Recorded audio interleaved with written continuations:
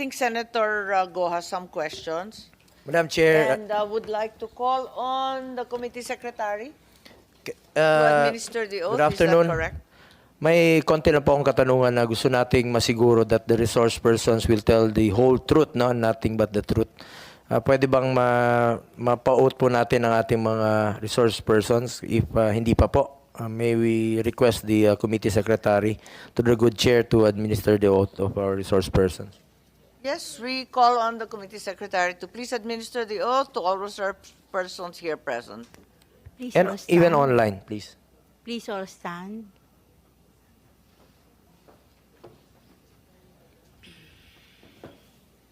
Ma'am, yung sa online, meron ba? Wala pa po, sir. Hindi pa nag-log. Isama mo yung... Binigyan namin ng link pero they weren't able to log on. Oh. Ayun na. Andiyan na. Please raise your right hand. Do you swear to tell the truth and nothing but the truth in this public hearing? That's all. Thank you, Senator. Ma'am, ayan na po. Sama.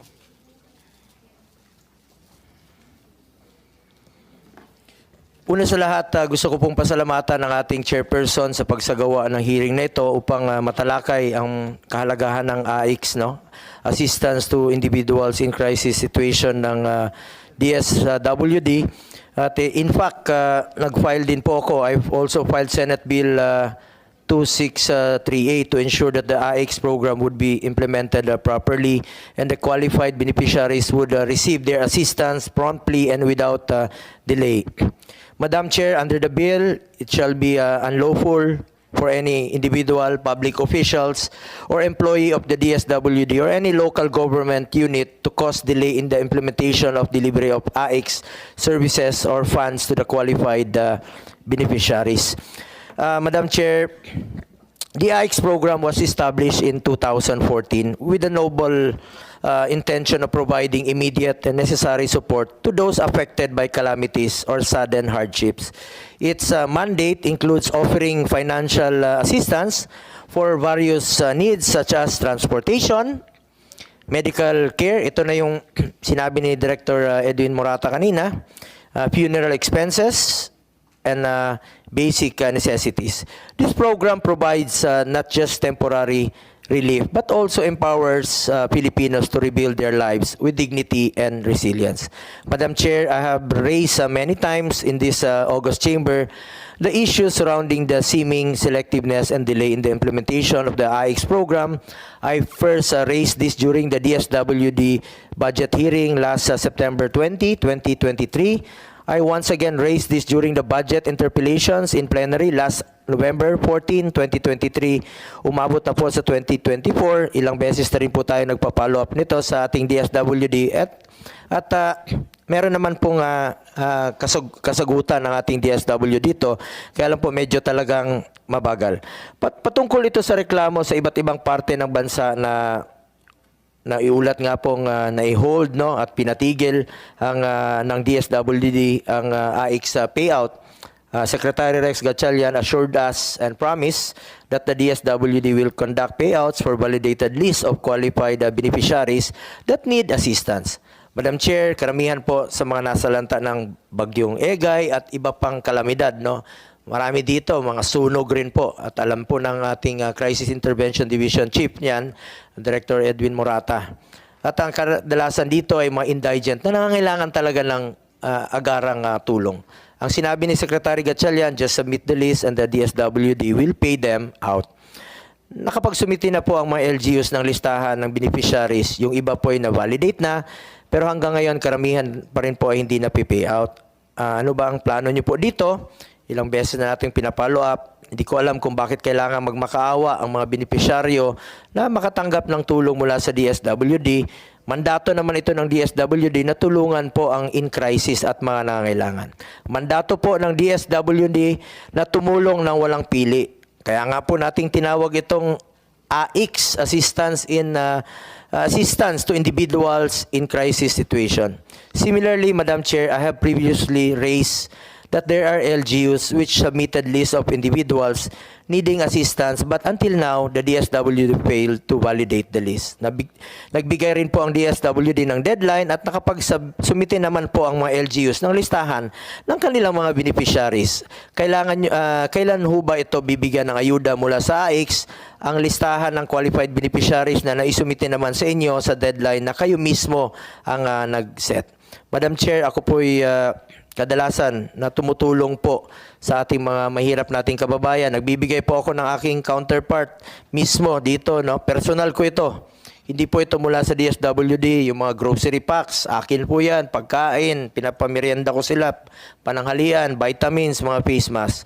At gusto ko talagang tulungan sila yung mga naging biktima ng sunog, lindol, putok ng bulkan, buhawi, at iba pang disaster. At Madam Chair, napag-alaman ko lang po na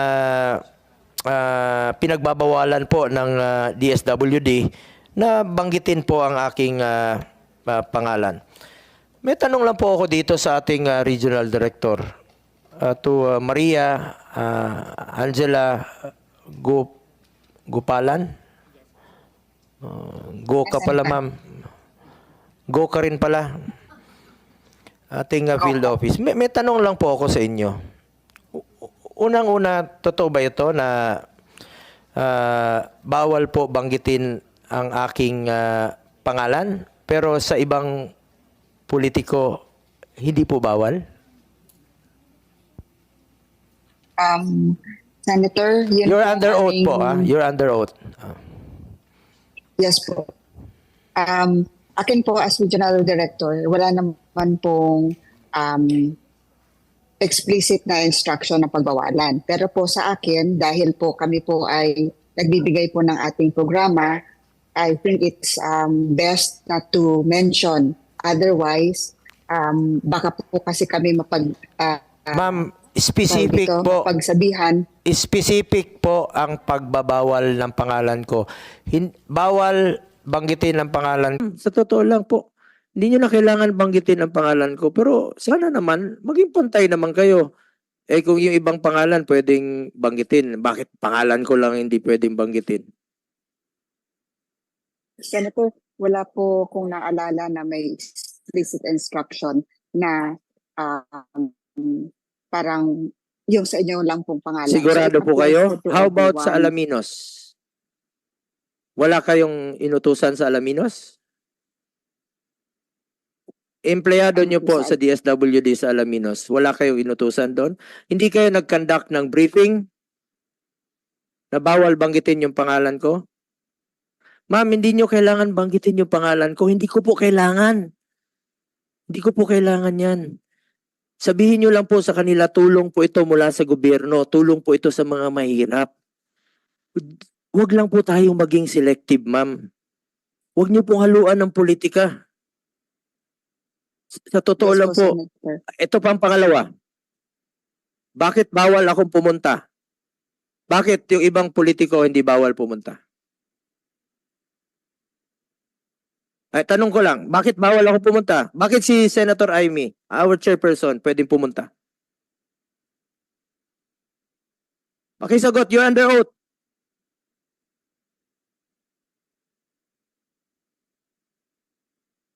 Hindi niya masagot, Madam Chair. Pangatlong tanong ko, pera niyo ba yan? Pera ng taong bayan yan, ma'am. Hindi niyo po pera yan. Just be fair with us. Pinaglaban namin ang budget ninyo panahon pa ni dating Pangulong Duterte. Alam niyo, during the time of President Duterte, walang pinipili. Ang nagdala noon si Secretary Rolly Bautista, isang dating sundalo. Walang pinipili po yon. Hindi naman kailangan banggitin ang pangalan namin. Pero wag nyo naman sanang ipagbawal na banggitin. Wag nyo naman sanang ipagkait na kung meron po akong gustong dalahin sa natulong sa kanila. Akin naman yun, ma'am. Personal ko naman yun. Personal ko po yung grocery pack. Personal ko po yung Jollibee. Kung gusto kong pakainin, gusto kong pasayahin ang mga kababayan natin sa panahon ng kanilang kalungkutan, mapasaya ko man lang sa kanila. Bakit nyo naman pong ipagkait sa kanila yan? Hindi nyo naman po pera yan, ma'am. Besides, sarili ko po ito, ma'am. Kung pupunta man po ako doon, akin po yun. Huwag nyo naman sanang ipagbawal. Ngayon, nandito ang inyong secretary. Pwede naman sigurong sagutin ng atin mahal na secretary yan. Bakit po ganon, sir, naging selective do tayo? At meron lang po ako isa-cite na isang instance. Halimbawa, dito sa sa isang lugar, Secretary Rex, sa Mindanao, merong due doon for payout na dapat nang ibigay sa kanila. Nung pumunta ka, naka-hold yun for how many months? And then nung pumunta ka, dinoble mo. Dinagdagan mo, dinoble mo. Pwede pala yung ganun. Kasi ikaw yung pumunta. General Santos City, sir.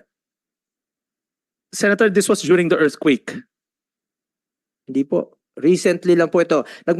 Meron pong due for payout na po doon, mga indigents, no? Senator, Maybe biktima po ito ng earthquake o disaster, due na po. So nagmakawa sila sa inyo, sir. Matagal na po itong validated list na ito for payment na po ito. Ngayon, nung pumunta ka, sige, release nyo na. Release nyo na. Nung pinarelease mo, dinoble mo pa. So, ibig sabihin, pag kayo ang pumunta, pwede nyo palang doblehin. Pag nagiging selective kayo, Secretary. Madam Rex, Chair. One more question. Hindi ba ito na nagagamit sa politika ninyo? My politics. Senator, I'm not. One question for the record. Are you running for the Senate? Senator, I'm not running for the Senate. Oh, In fact, ano ng tao yan? yes, and in fact, I even wrote all the public polling firms to Okay. remove me Okay. from the list. And then, And I think I communicated that so many times. okay, so don't be selective. Alam ng publiko yan. Yeah. Nakikinig ang publiko natin. Senator, Madam Chair, if I may respond. First of all, hindi ho ako pumunta ng General Santos this past couple of months. This year, if I can recall, pumunta ako sa General Santos na nag-earthquake ho sila. Region 12, Well, the last time was last year. last year, late Yeah, last year ho. Last year. Yes, late last year, if I'm not mistaken. Yun pa nga yung September na mga Senator, listahan. Yun pa yung September na listahan. Ang tagal na, validated list na siya. Nagmamakaawa sa inyo from August, July, August, September, hanggang umabot na lang ng, well, kailan kayo pumunta ng, Senator, kung pumunta ho ako doon right after the earthquake twice. kailan nga po yun? Kailan ba yung earthquake? The earthquake was end of the year. Remember, lumapit sa iyo yung mga local officials and then you ordered them to release the AX kasi lumapit sa iyo personal, di ba? Senator, So, kailangan bang lumapit sa iyo personal? no, Senator, let me just qualify ho. Lahat ho ng binigay niyo na list sa amin, we're vetting it one by one. And we've already given you assurance that we will release it, all the list that you gave us. Senator Rex, you check Secretary, your record. I don't have any intention of running for the Senate. Hindi, kapatid mo yung kasama ko rito. Secretary Rex Gatchalian, you check your record. Senator, let me... General Santos City, meron silang validated list. Napakatagal na nilang nag-antay. Ilang buwan silang nag-antay doon. Pagdating mo doon, okay, release. Doblehin mo. So, ibig sabihin, Senator, Madam Chair, if I may just clarify ano ho yung nirelease ko. Ang nirelease ko doon, emergency cash transfer. That's why the amount is bigger. Hindi ho ako nag-release ng AX. In fact, the mayors came to me, we met there with the governor, emergency cash transfer ho yung doble na sinasabi niyo. Hindi ho ako nag-release ng AX, it's emergency cash transfer. kaya nga ang punto ko doon, sir, ilang months na yung nagmamakaawa yung mga beneficiaries. So, bakit nyo pahirapan? 3,000, 4 na buwan, 5 buwan, Senator. nagmamakaawa. Hindi nyo naman pera yun, sir. Pera ng taong bayan yan. Maix po yan. Madam Chair, if I may clarify again. First of all, Madam Chair, I'll have Director Wentz explain the details of what we've done with the list. Pero a while ago, may inamin ho ako na nagkaroon kami ng problema sa sarili naming financial management office.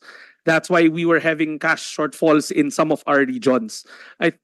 NCR, and we have addressed that. Aminado ho kami, there were delays to the commitment to the senator, but we have all intentions of paying those lists that have been vetted and clarified, that have been checked already. But ako, I put my admission that na-delay yung iba because of what I admitted a while ago. We found out that meron kaming late submission sa DBM ng aming cash requirements. But we assure you that in the second quarter, we will clean that list. Sir, 4 months, 5 months nag-antay yung beneficiaries. 3,000 yung matatanggap nila, pero nag-antay sila ng 5 buwan. Kailangan pa ba nilang antayin na maglindol sa lugar nila bago nyo i-release?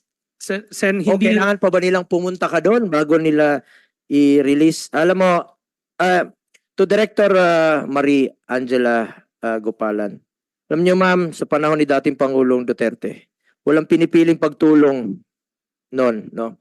Kung kailangan ng social amelioration program, pinapahanap niya, kinokontak niya ang LGUs, dapat walang duplication, walang iiyak na walang mabibigyan. Walang pili yan, walang halong politika yan. Lalong-lalo na po sa panahon ng pandemya. Makakatanggap ng ayuda. Walang politika noon. Alam ni Senator Amy yan. Dahil siya po ang chairperson ng social justice nung panahon yon.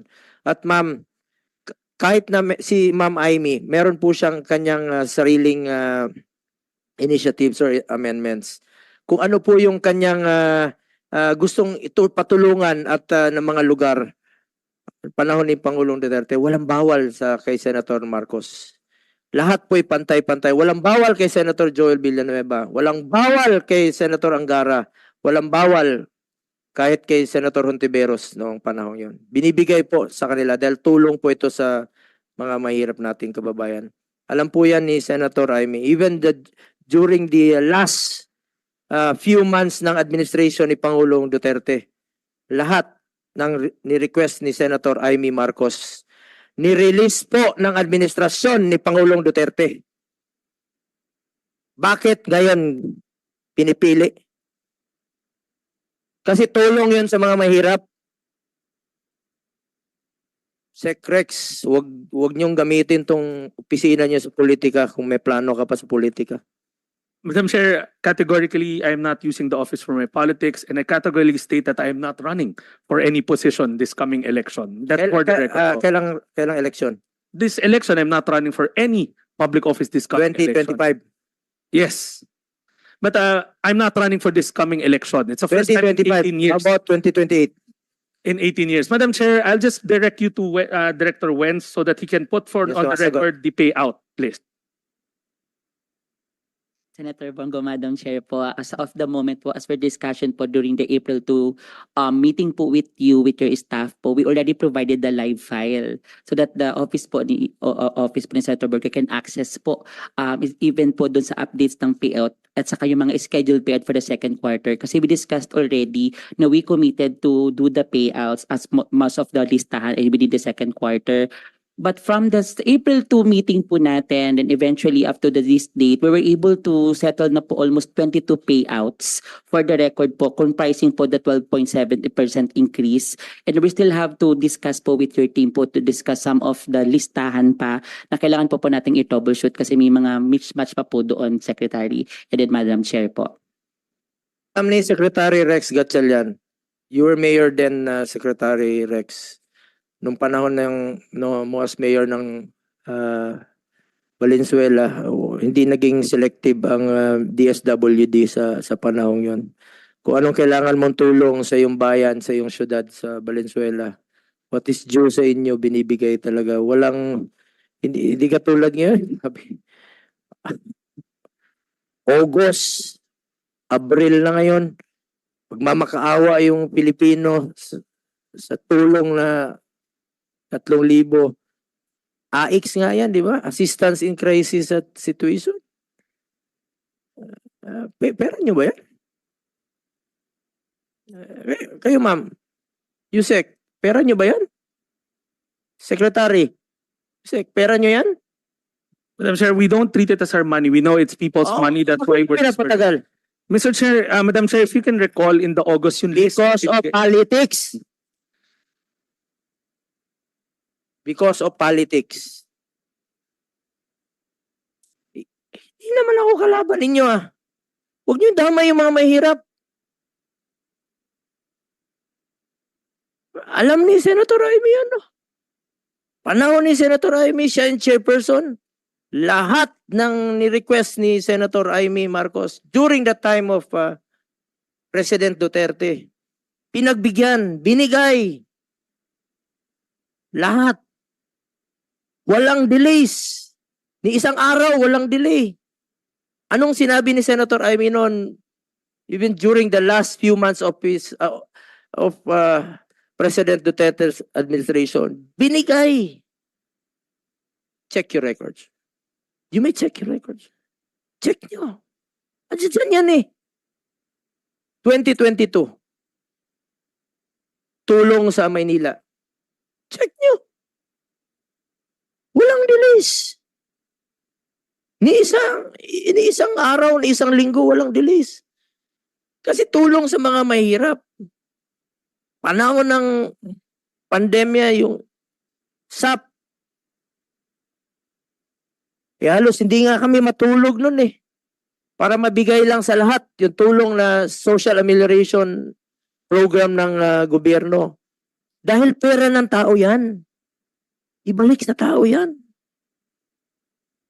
Hindi atin yan. Para sa mga mahihirap yan. Balik nyo sa kanila. Please, Secretary Rex Gatchalian. Senator, we have no intentions of withholding. In fact, last year, if you look at our disbursement rate and our obligation rate, nagamit po lahat yan. Alam nyo, We assure you that we will make sure, Madam Chair, that ang nangyayari ngayon, sasabihin nyo, walang pera. Walang cash. Sa lahat na nakikinig na DSWD Regional Director, yun naman ang uniform answer niyo, di ba? Walang cash. Hindi pa na-release. Pero pag paborito ninyo, ang politiko, uy, may cash na bukas. Pag sunog, ay sorry sir, walang cash. Papahinapan niyo yung Pilipino. Nasunugan na nga, back to zero. Walang pambili. Walang pambaon. Walang pambili ng damit. Hindi makaaral. Papahirapan niyo pa. Kasi walang cash ang DSWD. Pero kung meron kayong gustong i-pay out, may cash. Pag may ano nga yung kasabihan? Pag merong, kung gusto, may paraan. Pag wala, may dahilan. That is your motto. DSWD. Ang problema natin ngayon, i-institutionalize natin ang AIX. Paano natin to institutionalize? Para saan? Para kanino? Para ba sa mga mahirap? O para sa gusto ninyong tulungan? O para sa politiko? Yan ang dapat nating sagutin na nag-aantay na sagot ng taong bayan. Alam nyo, naawa ko sa mga mahirap. Mahirap lang papahirapan pa. Sana huwag naman pong ganun. Kaya tayo narito para isabatas ito, institutionalize ito. Pero kung isa sa batas lang natin ito, hindi yung mga mahihirap ang mga kinabang. Huwag na lang. Kawawa yung Pilipino. Kaya hindi tayo umaasenso. Merong mga programa na makakatulong na mapabilis ang serbisyo. Halimbawa, hindi ko naman sa pinagmamalaki. Andyan yung Malasakit Center. Walang pili yan. Basta Pilipino ka, qualified ka, pumila ka lang doon, tuturuan ka ng social worker. Pagpatuloy nyo lang yung mga programa na makakatulong. Huwag niyong pigilan, huwag niyong sirain. Huwag niyong pahirapan ang Pilipino. Pera po ng taong bayan yan. Kanila po yan. Sa Pilipino po yan. Yun lang po, Madam Chair. Paki-update na lang po, sir, sa mga nagmamakaawa sa inyo. Yung mga listahan ninyong sinasabi na just submit the list of qualified beneficiaries. Pinapasubmit nyo naman, pero baka maubos pa yung pamasahe nila sa kabalik sa inyong opisina. Baka lugi pa sila sa 3,000 tatanggapin nila sa kabalik. Kawawang Pilipino.